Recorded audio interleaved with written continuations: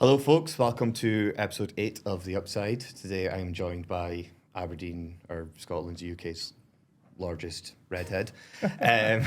Lewis, how are you? Good, thank you very much. Thank you for inviting me. No, you're very welcome. I think this was all sort of orchestrated and kind of like I never really intended. When I first started this, I had like a list of people I kind of wanted my head to come on. And without sounding like a total arsehole, you weren't one of them. But then we had like a small discussion about potentially filming like a training session for YouTube, which then led into like over an hour chat in your office talking about everything but. And then immediately from that conversation, I was like, right, okay, you need to come on, speak about, I think your, like, let's say past, kind of where you are with the gym, the future for the gym, and some other, like, I don't want to say irrelevant things regarding mental health, etc., but I think things that are very, very interesting, things that we both equally passionate about and interesting, but maybe have slightly different opinions, but also similar opinions, etc., etc. So, Well, it's a good opportunity to find out, right? absolutely, absolutely, and I think it's for someone like yourself that isn't exactly massive on social media. I think you are a fairly like. I mean, you're open in discussion, but you don't plaster shit on social media. No, so not at all. Private's maybe not like the right word, but yeah, you're just not. I'm an in-person communicator. Yes, I that's a don't perfect way to put like it. messaging. I haven't really dabbled too much in the social media stuff. I just don't have a lot of interest in it, and I feel a lot of topics I speak about suit person-to-person communication, not mass Yes, communication. kind of. I think we're on similar pages there where we don't like, as I said before, shit chat, small talk. When conversation has actually got like meaning. Yeah, I mean, behind it. like, there's a place for that in every conversation, and I think it depends on who you're talking to. When you've got things to talk about, there's no point in wasting time with boring stuff. Yeah, how's the weather? Yeah. Always shit. That's kind of what it is here. So, yeah, do you want to kind of... Yeah, so for anyone watching who doesn't know who you are, do you want to give us a rundown in terms of who you are, your backstory? Yeah, so I'm Lewis Thomson. I own Results Gym in Aberdeen, have done since 2019. I've trained there for 16 years. Lived my whole life in Aberdeen and intend to live most of the rest of my life in Aberdeen. Yeah, had a varied sports career and everything from rugby to mixed martial arts to Olympic lifting to did one powerlifting competition. Just the one. Just the one. Just the one. Yeah, and now I do high rocks Nice. and historical fencing and various other different types of historical type physical pursuits. Yeah, that's pretty much the quick blurb on that. So you've trained at Results for an extended period of time. You've owned it for the past, was that 5 years, did you say? Yep. Yeah, just Yeah. come up to. How did that come about? So when I was growing up, I played rugby predominantly. Played for Aberdeen Grammar and played in like the Cali setup Nice. and did some different things there. One of the coaches I had was Kevin Winus, and he was like an OG member at Results Gym. So we used to go down on a Sunday, we'd like train, do a normal practice, and then on a Sunday we'd go down and do like circuits. A few of us would go down to circuits of the old unit at Urquhart Road, and that was like my first entry into that world. Okay. That kind of was a thing for a few years, and I moved into mixed martial arts and fought with Team Jigoku out of the warehouse, for anyone who remembers that. And then the Aberdeen Combat Centre. But during that time, I kind of drifted away from just doing the fighting training because I was quite light at that point, and I was fighting super heavyweights. So I decided to start lifting more to get stronger. Because I was sitting about, I used to fight at under 105, and everyone who I fought never came in on weight Okay. at all. So that's a problem. So I started lifting to get stronger, to be able to kind of deal with that, and then that kind of took over what I was doing. The priority. Yeah, it just became the thing. I got into Olympic weightlifting, competed in Olympic weightlifting while I was at university, won the British under-23s, held records in snatch, clean jerk and total in Scotland at all age grades. Yeah, I can't remember now because it's been a while, but won quite a few Scottish championships, age grades, all that kind of stuff. while I was at uni and doing other things. But that's kind of been the basis, and results was always the gym I kind of trained at. Trained at Bodyworks for a while. So did you? I never trained there, but I'm aware of it. Yeah, so... It's where all the OGs trained. Yeah, Graham Park, who used to own Results, 2 owners before me, he opened Bodyworks with a business partner. Okay. And we trained at both gyms during that period. But yeah, that separated, and I went with the Results side. Okay. And stuck with that for the rest of my kind of training life. So at what point did you decide that you wanted to take the gym over? So I had a bit of a career issue, I should say. So when I was 16, I joined the army. And I wanted to join the army. Went through recruitment. They put me forward for an officer scholarship program. So I got onto that. They put me back to school because I wanted to leave school. Cause wasn't academic at the time. Mm-hmm. Didn't really suit the school structure, classroom, that kind of stuff. Mm-hmm. So they punted me back to school. And well, you have to go to school. You have to go to university. And then when you leave university, you go to Sandhurst, become an officer. It was a pretty linear career path I'd kind of mapped out for me. And that's one of the things that I spent a bit of time doing Olympic lifting and other things because I was like, now's the time to do it because I'm not going to be able to do it later. Mm-hmm. But I gave myself some pretty bad injuries in that time frame. So when I left university, I won the British Under-23s in 2014. I did Scotland's Strongest Juniors a week after that with zero prep, just because some of the boys... Just jumped in it? Yeah, just some of the boys at the gym were doing it.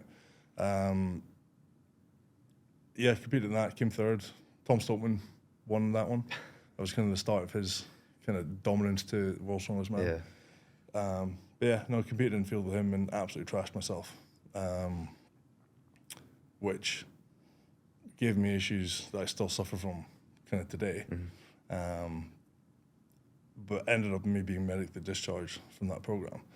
So I hit mid-20s, had tried to get over all this stuff, wasn't going anywhere.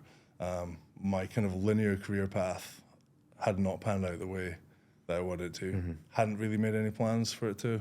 No backup options? No backup options, really. I mean, I had my degrees in politics and international relations. Had a 2-1 degree. Didn't really want to do anything with it apart from join the military. Didn't have a lot of good options. So training at the gym, working doors at the time because I always worked in security while I was at university. And the gym was kind of dying. It just wasn't doing well. The owners were struggling with it. There was a couple that owned it. Austin was working offshore all the time to kind of keep the gym going, essentially, and it just wasn't getting there. So they decided to step away from it. And I spoke to Stacey Cruikshank. We decided to try and work together to take over the gym. And then in 2019, we bought the gym together and refurbed it, relaunched it. And then had COVID and all the fun drama from there. We can get into that later. But yeah, it's something that's been like an integral part of my life since I was like 16 years old. Yeah. And it was it was going to die. Yeah. There was no way that it wasn't going to without someone fresh taking it over. So at that time, I was like, right, I don't have a clear path of what I need to or want to do. Something that's been so special to me and a lot of other people is going to fall flat. So now's the time to kind of jump in and see if we can make a go at this. It was never... I kind of joke around and call it's a hobby that got out of hand, essentially. But it's turned into an amazing life pursuit. Yeah, I think for someone that had kind of put all their eggs into one basket, for then to have a series of unfortunate events where you could no longer fulfill that or follow that, to then not having like a backup option, to then being like, well, I've got this thing that I love, and you know, where the gym and where you're following that is slowly dying. You have the opportunity to take that over and follow that. I think it's fucking awesome to then, you know, take your eggs out of that one basket and throw them in the other.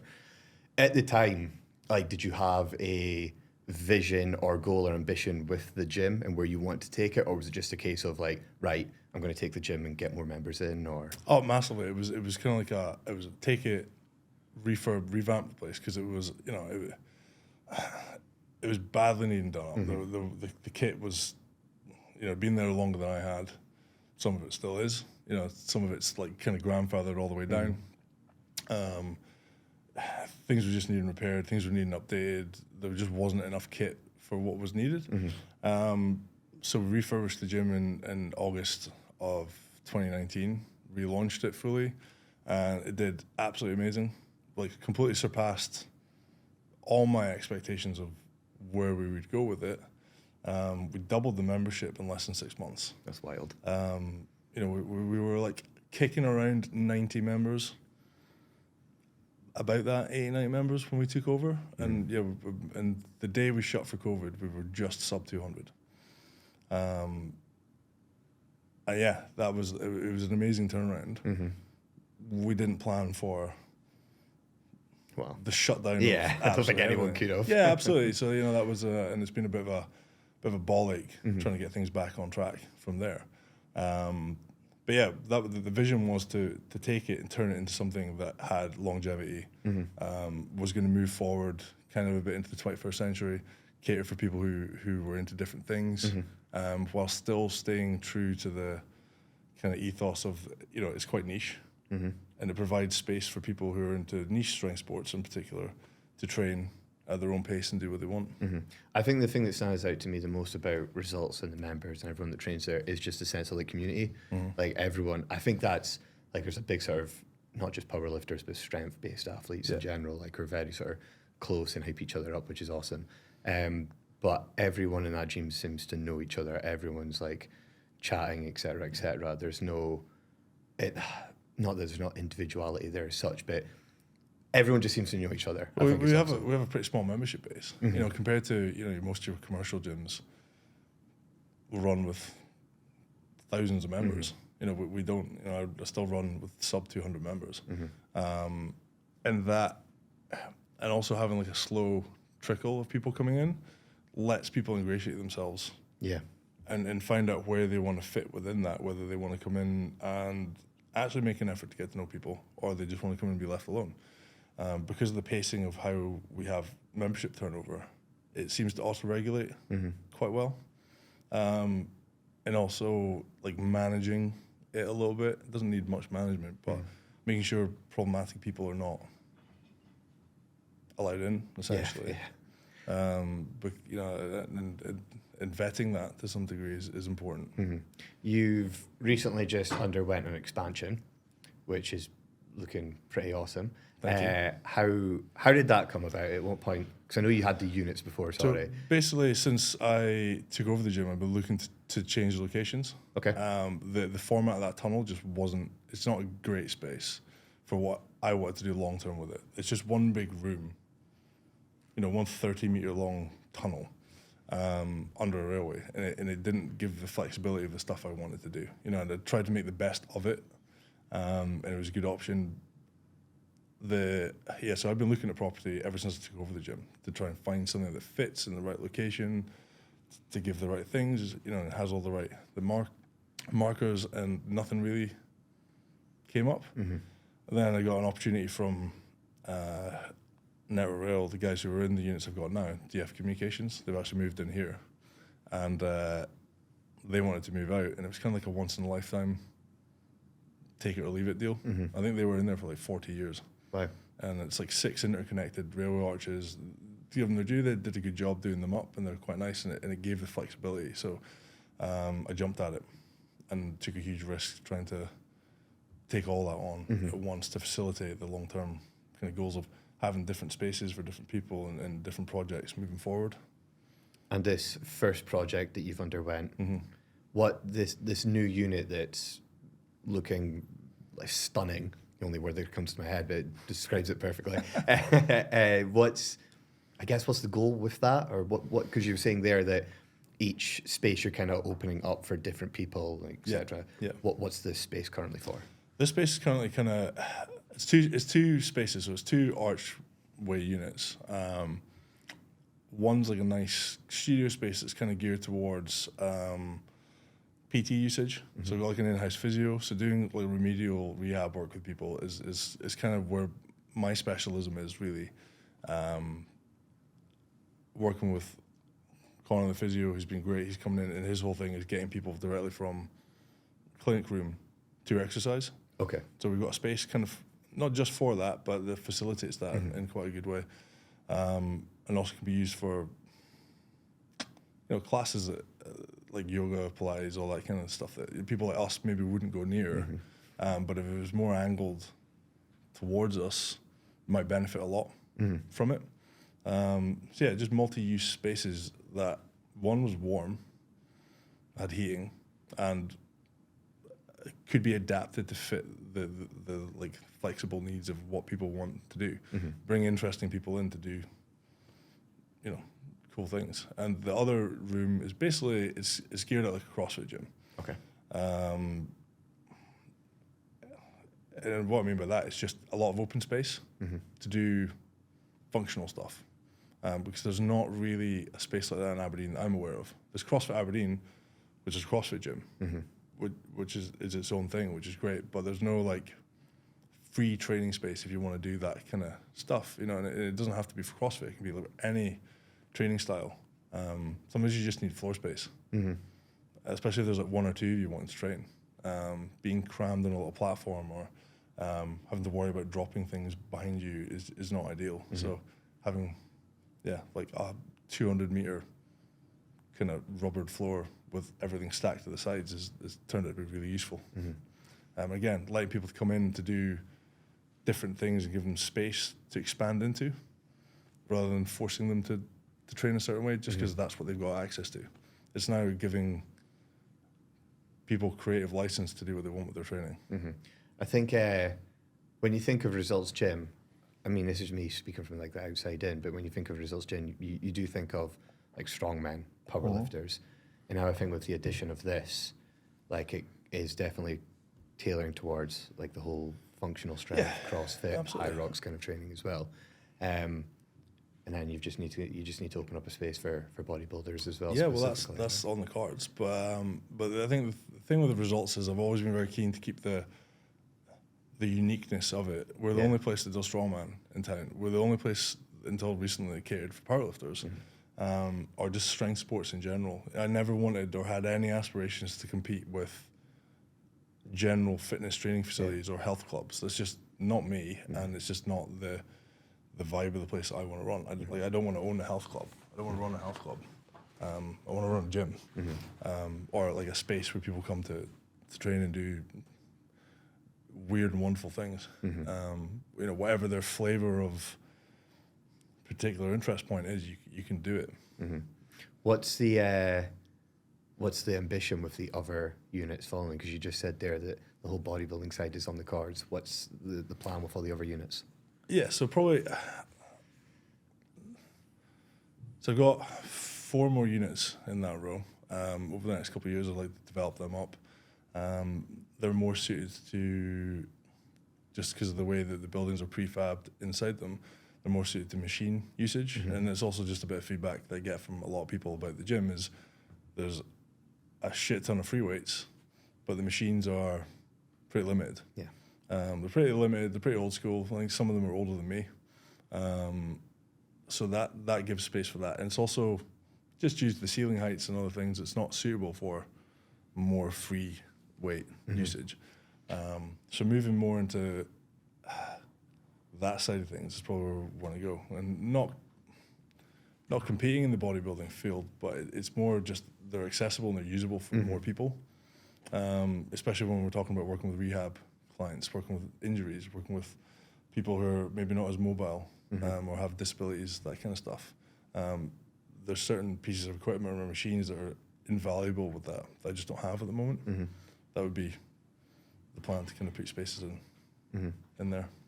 Outside of the sort of gym space, and I know you mentioned you're a pretty passionate person regarding politics as well. Is there anything completely irrelevant, maybe not irrelevant as such, but off the topic of gyms, etc., fitness, whatever kind of training it might be that you would say you're passionate about? Helping people or myself working to find ways of training and exercise that improve their life. Okay. Doesn't matter what that is. Doesn't really matter the avenue.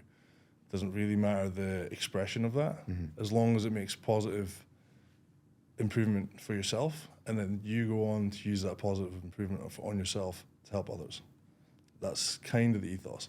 So by being fitter, being more robust, being more sure of yourself in all areas, you can manifest that out of the way and improve a lot of others and yourself at the same time. And exercise is a vehicle for that, and that's the way I see it. And that's why, I don't veer too hard into any particular sport or, niche within the fitness industry, because everyone's got their own little thing that they'll find. And people just need to kind of let along that path, and they need the space to kind of like find what they're actually interested in an effort to improve themselves, which will help them move in the world and do other things. I'm trying to steer this in a way that's going towards more like, okay, so we're speaking about how physical fitness, exercise training can help improve one person's life, etc. Going from avoiding maybe the physical benefits, how do you feel like they can improve them? From point of view, exercising? Yeah, training, any kind of training, exercise, because I know this is something that we've had a pretty extensive conversation about. Yeah. I mean, it's both for men and women, but regarding that conversation, it was more specific to men. Yes, yeah. Avoiding the sort of, not avoiding, but if we just ignore the physical benefits for now, how do you think it can improve all the training, the exercise, fitness can improve one person? I think, it's the separation of physical and mental health has evolved for good reason over the past 150, 200 years.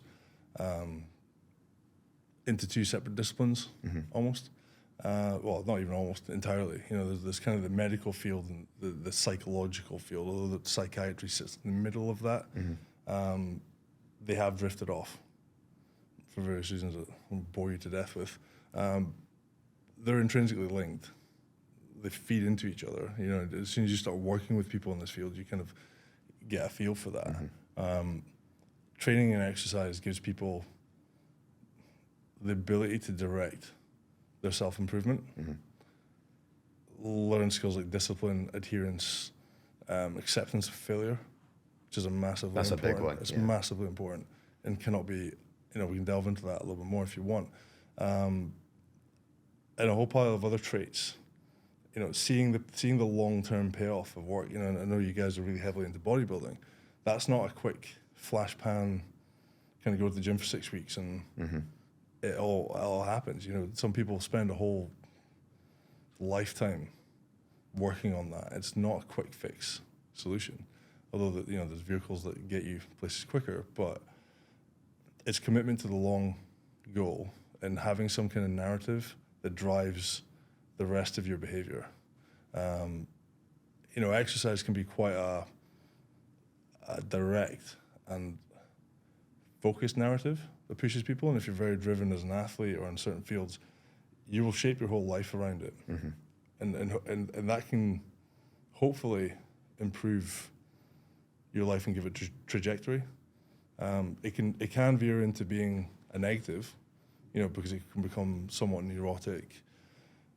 You lose a sense of perspective quite easily. But generally, it's quite an important thing to teach people the basics of how to adhere to a long-term plan and fail at it, but then keep going. Kind of just going off the back of that, like we had a conversation regarding men's mental health. And I guess the first question I want to ask you regarding that is, why do you think at the moment, this is maybe me going off on a tangent, but why do you think at the moment there's a crisis with that? A lack of narrative in people's lives. So, without getting too woolly about it, I think there's been a natural trickle down as things have leveled out, from a gender equality point of view, especially. The traditional roles that men moved into and dominated one way or another have been equalized, and they're not keeping up, really. the things that make quite good progress nowadays are generally white collar work, which require an awful lot of sitting and paying attention in classrooms, you know, doing professional accountancy or chartership exams, whatever it is. And the payoff just doesn't seem to be there. So that side of the narrative is gone to some degree. It feels kind of hopeless. There's no like definite payoff. There's like maybe if I work hard at this, the things that came so easily to the people before me might come to me, but there's no guarantee. You know, there's a lot of, there's almost like too many options for people. You know, this whole idea that you can go and do anything is true to a degree. Not everyone has the ability to do that. And that can be a really hard thing to countenance. If you really, really want to be able to do something, but you just don't have the raw materials to do it, or are not willing to do the work that it takes to do the thing, it can lead to a really kind of problematic cycle. And you know, lack of gratitude is something I see a lot of from all sides of the spectrum, really. A lack of appreciation for how lucky we are to live in this time period and how good we have it, and a absorption in the minutiae of the individual. So I'm pretty passionate about men's mental health, but it's not something that I speak too much about or plaster on social media or whatever, because I think mental health has become a bit of a buzzword. I think it is thrown about for good reason, because there is a problem with it. But I think for men, like, it's as much as I am heavily into female physiology, and that's what a lot of like my content is based around. It's hard for me to speak about women's mental health, because I feel like you need to have experienced that, I think, in order to talk about it. Whereas men's mental health, obviously, funnily enough, as a male, I have experience with that. I have my own experience with poor mental health, being on antidepressants, and I think my personal opinion is that the reason why men's mental health is rapidly declining right now is because we lack purpose and progression. Whereas like more and more men are having like less children, as you said there. They're spending more time pursuing a degree or a career that we're not overly arsed about, we might not see the benefit from. I honestly think for men struggling with poor mental health, and this is not just the PT in me or the gym bro in me, I think if a male struggling with poor mental health, the first thing they should do to improve that is just get themselves in shape. Yeah, I think I'd agree. The reality of making that happen, however, is the tricky bit. Obviously, where the nuance lies.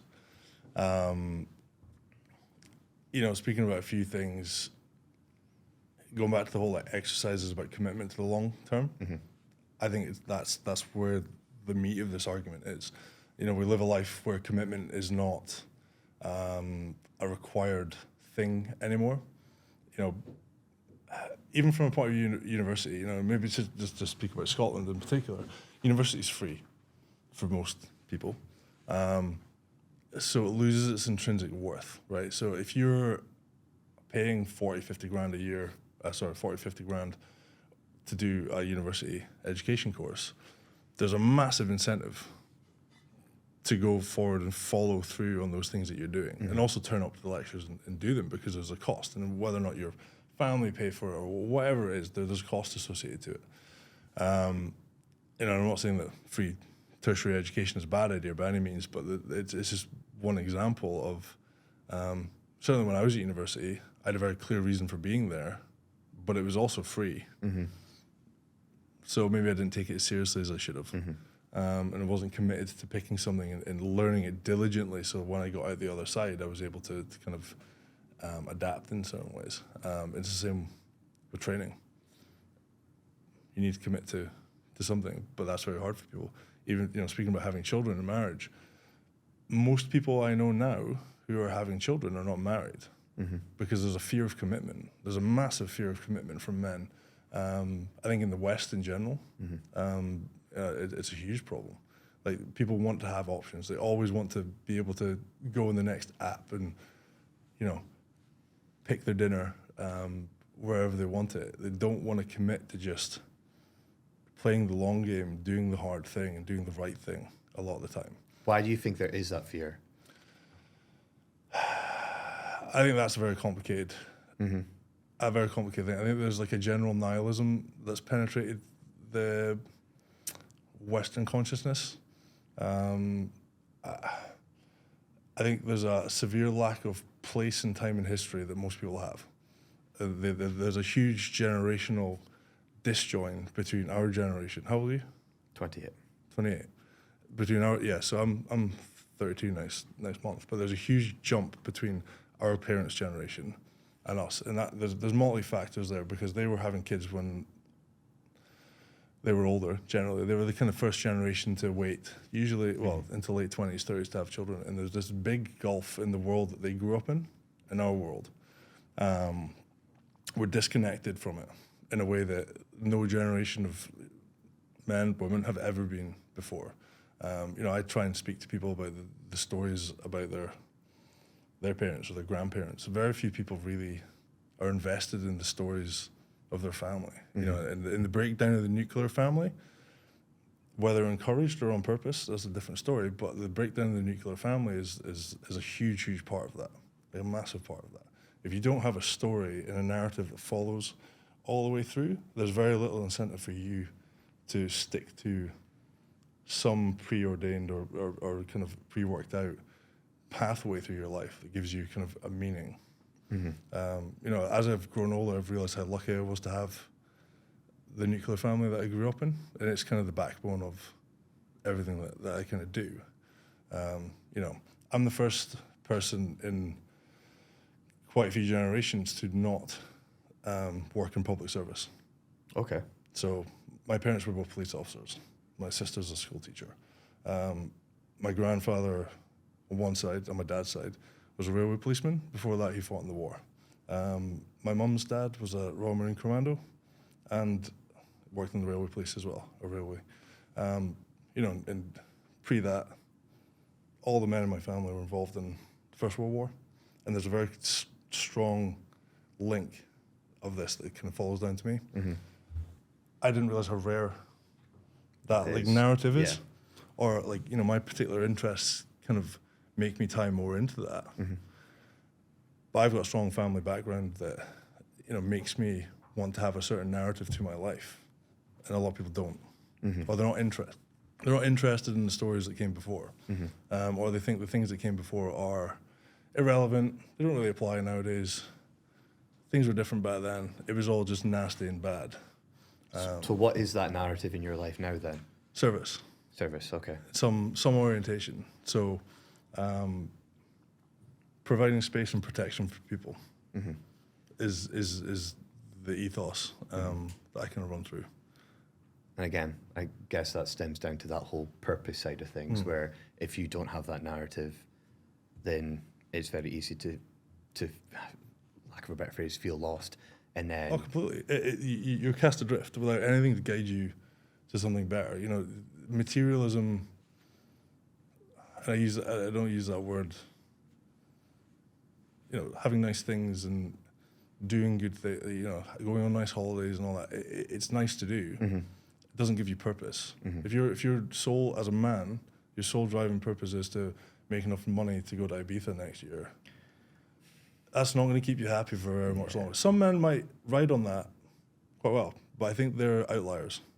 I'll agree with that. And those outliers like have unfortunately become, because of social media, those outliers have become what most people take as the norm.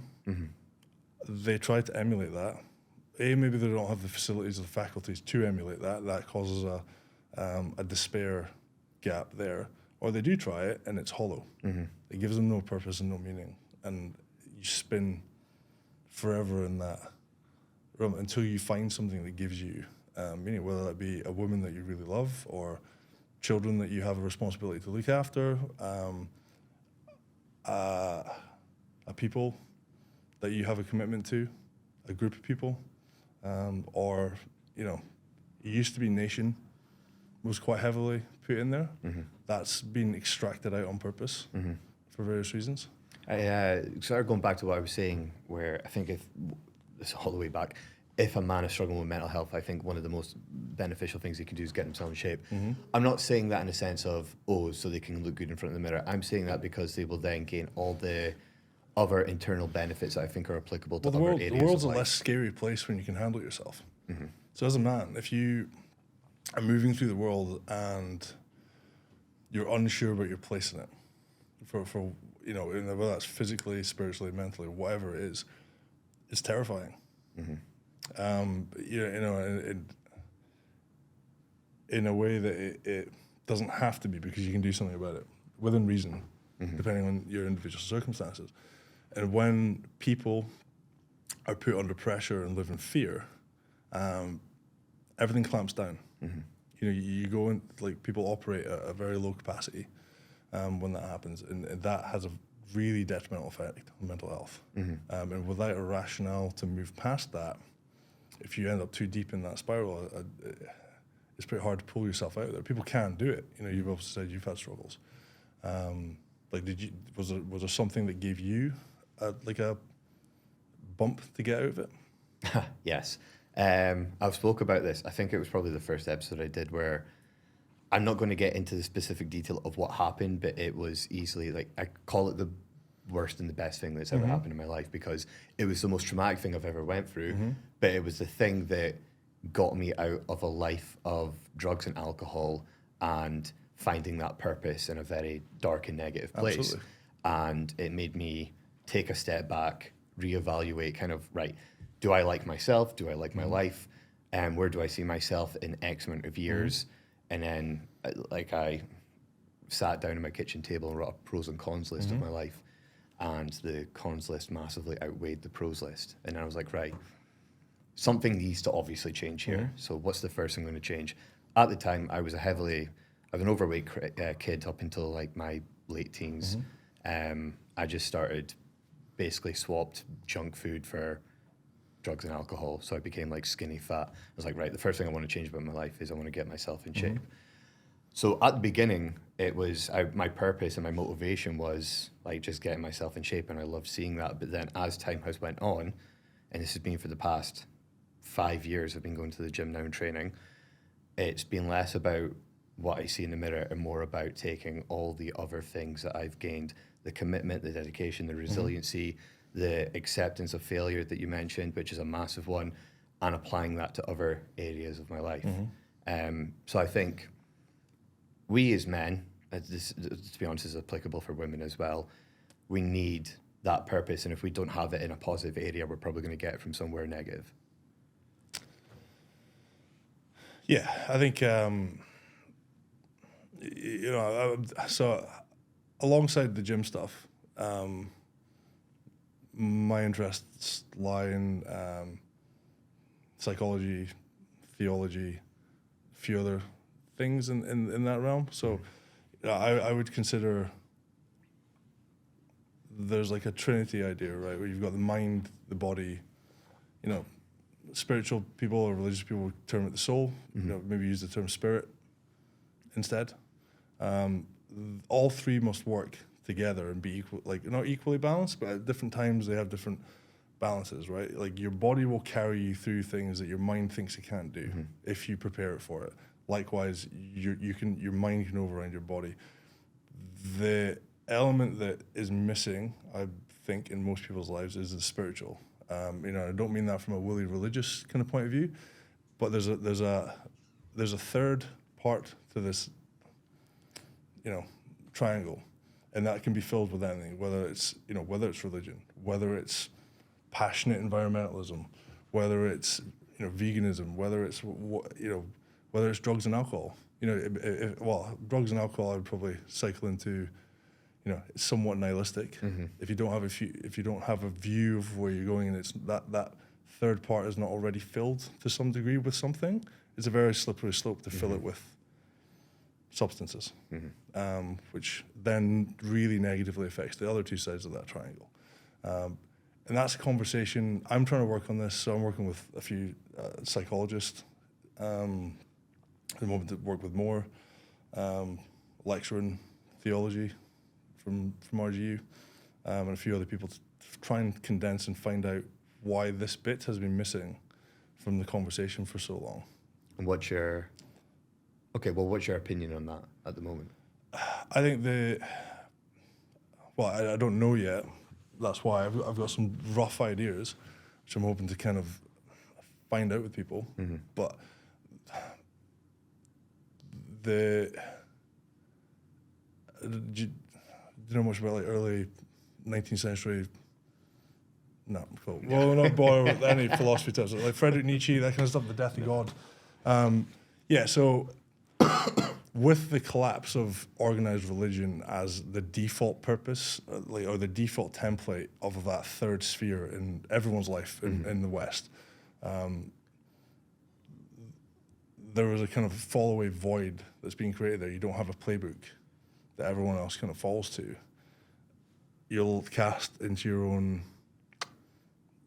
devices, essentially. It's the Enlightenment idea of individualism and all these things comes fully into fruition. Mm-hmm. But when you get to the end of it, you're not left with the good idea of how to fill that hole. So people fill it with materialism, alcohol, drugs, nihilistic worldviews, ideology that's awful in all its ways. And there's been a slow creep of that since the turn of the 19th century. Socialism and fascism were two kind of massive manifestations of that. We kind of got rid of them a little bit, but we've had that slow creep in the West with the rescinding of the religious kind of control over that part of the sphere. And we've not replaced it with anything. So it just becomes a void. And within that void grows things that don't need to. And I'm not advocating that that's where you need to go with it. What I'm trying to find out from different people is how to make that workable to work on mind, body, and spirit, whatever format that takes, whether it's just community, whether it's commitment to your family, whether it's commitment to the community that you're part of, the city that you're from, the nation that you're from, giving back in some way, some meaningful way, and being part of something that sustains you. So that missing part of the triangle there, you have body, you have mind, that missing part of the puzzle, the third piece, is that what's the actual purpose behind that? Is it? I don't know. That's what. That's what we're trying to find out. That's what right? I'm intent on finding out at the moment, because all three must be. I think all three have to work. So, you're speaking about improving your physicality, improves your mental state. Yeah. And that it works the same for both ways. Improving your mental state allows you greater capacity to work in your physicality to a certain degree. So once you drag yourself up there, you have to continue to change your frame of mind to continue to improve your physicality. And some people have advantages, others don't, in the genetic lottery. Their past experiences, life trauma or lack of life trauma, wealth or lack of wealth, like all these things are factors that play into it. But there's another part to that puzzle which I'm intent on digging into in one way or another. How do you, or what's your idea in terms of, I don't know, putting that out there once you have found out? Depends what it is. Okay, right. It depends what it is. It depends what it is and how that looks like. And hopefully I find some interesting people, especially in the academic sphere, who can kind of help me. We're working on this together and can help me package that in a way where it's workable. Yeah. Doesn't matter how high end and like unnecessarily, academic or theoretical it is. It doesn't matter unless it's workable. Yes. If we can't take that and go to someone, our access point is the gym and training for people. If we can't take that and go, right, we think there's another part to this as well. You need to work on all three of these things to improve your life. Yeah. That's where it needs to go. Okay. Because the physical stuff is easy. The theory behind it's easy. The implication is not easy, or the doing it is the hard part, and the commitment is the hard part. The theory is easy. Yes, I agree with that. In my understanding of it. What about the mind aspect of That's more complicated because it's so subjective. It's hard to measure. Whereas exercise science, although there's issues with measuring that, it's a lot easier. You know, if we took a group of like 10 guys and give them a certain training program, you can work out relatively well if it's going to work or not, if once you account for all the variables. The mind stuff is not quite so easy because it's entirely subjective to the individual. That third, sorry, I need to move on from this, but I'm generally interested. This third missing piece, it can't just be like one thing though. It's obviously very individual. No, it's there's definitely different facets it can take in different manifestations in different parts of the world. Cultural significance, historical significance. You know, there's all these factors to it, which need condensed down, and that's what I'm intent on trying to find out over the next few years. You blow my mind with that. In terms of, because I know we've spoken in the past previously about like opening up a space for men's mental health, etc. What's the plan with that? So I'm working with a psychologist. There's currently a psychology practice in a couple of the units I have. Long-term goal is to move into this sphere of things. We're particularly looking at working at the moment with neurodivergent type people and getting them, especially the ones who don't exercise, bringing them to exercise. So often, I don't have personal experience with this, but a lot of feedback I get is when you go see a health practitioner about mental health issues, exercise often comes up. You know, it's one of these tick box kind of like, go for a walk, start exercising. The implementation of that is the hard part. You know, you work with individuals in this sphere. Getting them to actually, they know what they need to do. It's getting them to do it is the hard part, and giving them structure. And people, particularly with ADHD and autism, as we're working with, is how we take the ones who don't already utilize that as a control mechanism and give them the discipline and the commitment and see the payoffs in the rest of their life. So yeah, we're heavily working on that at the moment, behind the scenes. And within that, we're looking to create space in the new units to kind of make that work. And hopefully, again, the men's mental health side of it is very important, but that's one piece of the puzzle. But we don't live in a vacuum. A lot of these conversations seem to take place, from my understanding. People speak about women's mental health and men's mental health and mental health in general, whatever that means, and then you split off into these splinter groups. They have to coexist. You can't improve one without the other. You know, men and women work amazingly well in pairs and together, and it's my belief that they, well, it depends. Yeah, for me anyway, it's important to have a female perspective that counterbalances my male and male type personality. Yeah, I agree with and that. That's massively important. I would almost say it's like, not playing devil's advocate in that side of things, but it's playing both sides of the fence, and it's having the full piece of the puzzle. We come at things from different perspectives. Exactly. You know, there's a spectrum of male type. Again, I don't want to use terminology that not 100% on, but like male type brain, whatever that means, female type brain, whatever that means. You know, and not everyone sits clearly on one side. Some of us do. Like, you know, some of us very much do. Sit far on the extremes of those things.